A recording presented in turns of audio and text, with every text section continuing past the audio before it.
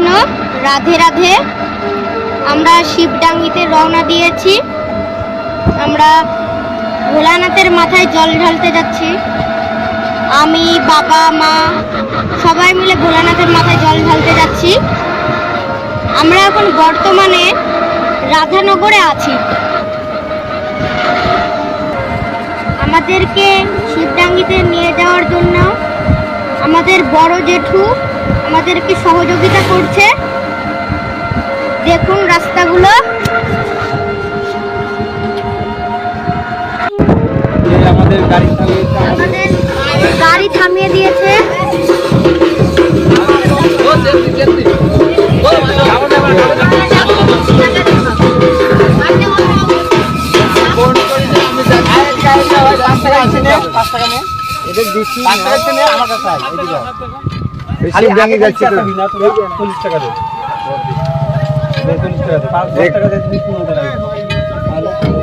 আমার তরফ থেকে দিচ্ছি। তাহলে এবার বল কি করবি? ঠিক আছে, আবার ধরবি না তো আসার সময়।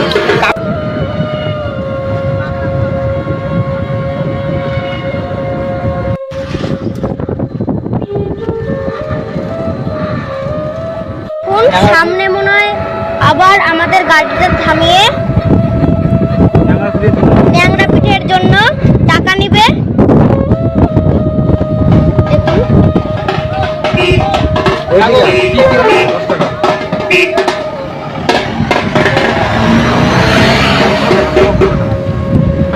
সব ভালো, টাকা টাকা চলবে সব এগুলো বাজারে।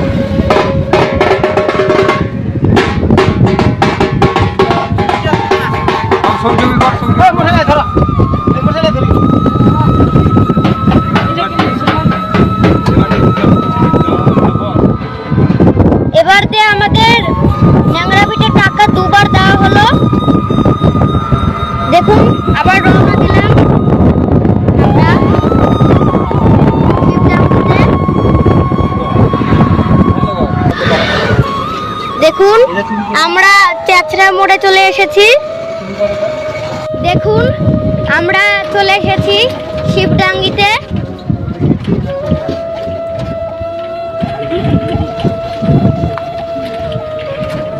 দেখুন বট গাছ কত বড়,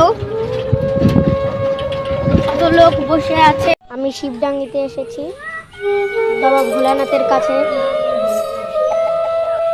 দেখুন আমি এটির চারপাশে সব ভিডিওটি আপনাদের সামনে তুলে ধরবো।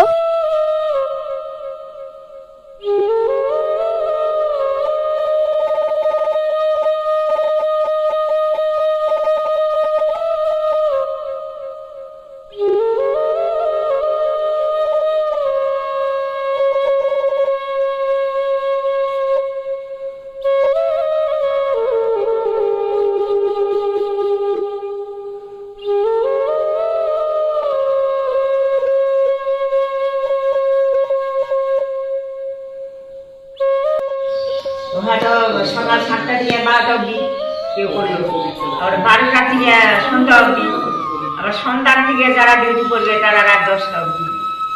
এইভাবে করবে।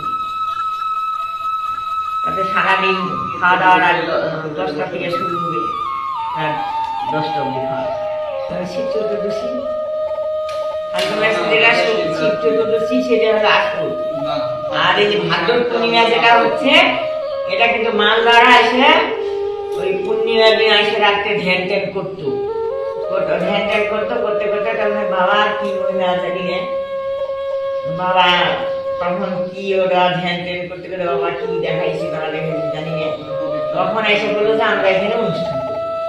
তখন এসে প্রতি বছর সন্ধ্যার সময় বাবা সন্ধ্যা পূজা, আর এই যে রাত 3টার দিকে আবার যজ্ঞ, 3টার দিকে যজ্ঞ, সন্ধ্যা পূজা করবে আবার 3টার দিকে যজ্ঞ করে ভীম আনন্দ করে নিয়ে এসে প্রতিষ্ঠান করছে। অর্গেনিক আমি কোথায় বিশ্বকর্মা তৈরি করছে, ভীম নিয়ে আগে প্রতিষ্ঠান করছে। এটা ভীম চলতো, আমরা বলি এখন শিবদাঙ্গি। শিব আছে তাই সবাই বলে শিবদাঙ্গি, চল শিবদাঙ্গি। এটা ভীম দাঙ্গি ছিল আর কি, ভীম দাঙ্গি বলে ঘোষণা করা। এখন তো এই যে সবাই শীতকাল আমার মনের থেকে হচ্ছে আমার মনেই সব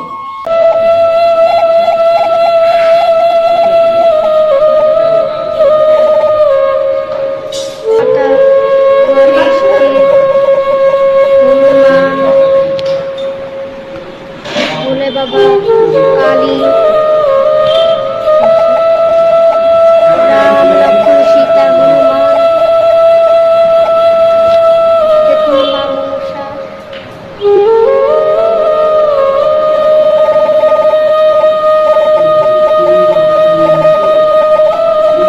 লক্ষ্মী, বিষ্ণু, ভোলেনাথ, দুর্গা, লোকনাথ,